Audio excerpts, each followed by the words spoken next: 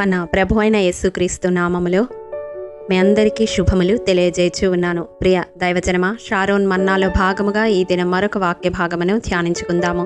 సామెతల గ్రంథము 3వ అధ్యాయము 35వ వచనము. జ్ఞానులు ఘనతను స్వతంత్రించుకుందురు. ప్రియ దైవజనమ, ఈ లోకంలో ఘనతను పొందాలని ప్రతి ఒక్కరూ ఆశపడుతూ ఉంటారు.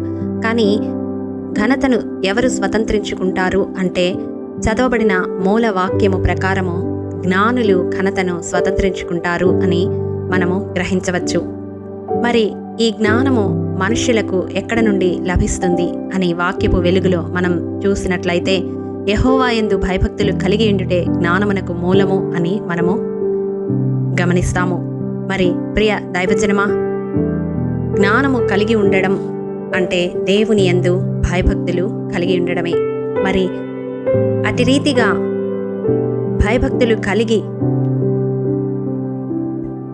తమ చుట్టూ ఉన్న మనుషుల చేత జ్ఞానులు అని ఎంచబడి ఘనతను స్వతంత్రించుకున్న వ్యక్తులను పరిశుద్ధ గ్రంథంలో మనము చూద్దాము. మొదటగా యోసేపును చూచినప్పుడు ఆదికాండము 41వ అధ్యాయము 39వ వచనం ప్రకారం, యోసేపు కనపరిచిన జ్ఞానమును బట్టి ఫరో, నీవలే వివేక జ్ఞానములు గల వారెవ్వరునూ లేరు అని పలకడం మనం గమనించవచ్చు. ప్రియ దైవజనమా, అవును, యోసేపు అంతటి జ్ఞానాన్ని పొందుకొనడానికి కారణం అతడు తన కుటుంబానికి దూరముగా ఉన్నప్పటికీ దేవునికి సమీపముగా ఉన్నాడు. దేవుని యందు భయభక్తులు కలిగి పాపము చేయుటకు ప్రేరేపించబడినప్పటికీ అక్కడి నుండి పారిపోయిన పరిస్థితులను మనము గమనించవచ్చు.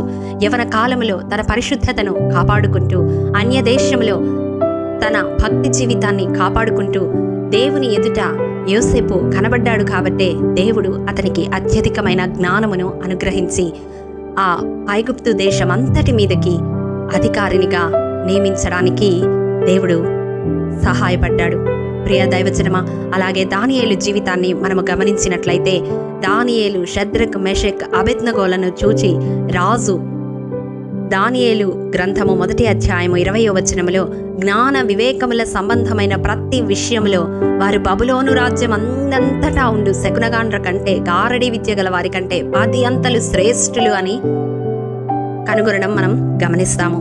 అవును ప్రియ దైవజనమా, వారు చెరగొనిపోబడిన దేశములో ప్రతికూల పరిస్థితుల మధ్య, మరణకరమైన పరిస్థితుల మధ్య దేవుని యందు భయభక్తులు విడిచిపెట్టలేదు. అందువలననే దేవుడు వారికిచ్చిన ఆ జ్ఞానముని బట్టి దానియేలు బబులోను సంస్థానం అంతటి మీద అధిపతిగా నియమించబడితే, అతని స్నేహితులు బబులోను సంస్థానం మీద విచారణకర్తలుగా నియమించబడ్డారు. చూసారా ప్రియ దైవజనమా, వీరి జీవితాలలో వీరు ఘనతను స్వతంత్రించుకోవడానికి కారణం వారికి ఉన్న జ్ఞానమే. కానీ ఆ జ్ఞానమునకు ఏమిటి మూలము? దేవుని యందు భయభక్తులు కలిగి ఉండటే. ఈ వాక్యము వింటున్న ప్రియ సహోదరుడా, సహోదరి, నీ జీవితంలో కూడా నీవున్న రంగంలో ఘనతను స్వతంత్రించుకోవాలని ఆశపడుతూ ఉన్నావా? అయితే నీవు కలిగి ఉండవలసింది దేవుని యందు భయభక్తులు. అవును, ఆ భయభక్తులే నీ జీవితంలో జ్ఞానాన్ని నీకు అనుగ్రహిస్తాయి. ఆ జ్ఞానమును బట్టి నీవు ఘనతను స్వతంత్రించుకోగలవు. అతి కృప దేవాది దేవుడు మనందరికీ అనుగ్రహించునుగాక. ఆమేన్. మహాఘనుడా, మహోన్నతుడా, నీ పరిశుద్ధ పాదములకు వందనములు, స్తుతులు, స్తోత్రములు. దేవా, గడిచిన కాలమంతా నీ రెక్కల నీడలో భద్రపరిచి మరొక నూతన దినాన్ని మాకు దయచేసి రీతిగా నీ వాక్కులు ధ్యానించుకొనడానికి మీరు అనుగ్రహించిన కృపను బట్టి మీకు వందనములు. దేవా, విత్తబడిన వాక్యమును ప్రతి హృదయంలో నూరంతలుగా ఫలింపచేయండి. అయా, నీ యందు భయభక్తులు కలిగి ఉంటే అది మా జ్ఞానమునకు మూలమని, ఆ జ్ఞానము వలన మేము ఘనతను స్వతంత్రించుకోగలమని మీరు బయలుపరిచిన విధానమును బట్టి మీకు వందనాలు. అతి జ్ఞానము మాలో పెంపొందించుకొను లాగున నీ యందు మా జీవిత కాలమెల్లా భయభక్తులు కలిగి జీవించే కృపను అనుగ్రహించమని, తద్వారా మా జీవితాల్లో ఘనతను స్వతంత్రించుకొని నీ నామమునకు మహిమకరముగా అనేకుల ఎదుట మా జీవితాలు సాక్ష్యముగా ఉండే కృపను దయచేయమని యేసు అతి పరిశుద్ధ నామం పేరిట అడిగి పొందుకొని నాము తండ్రి. ఆమేన్. ప్రియ దైవజనమా, ఈ దినం నెంబర్ బైబిల్ క్విజ్ ప్రశ్న: తన మామ ఇంటిలో 20 సంవత్సరములు కొలువు చేసింది ఎవరు? మీ సమాధానం మాకు తెలియజేస్తారు కదూ.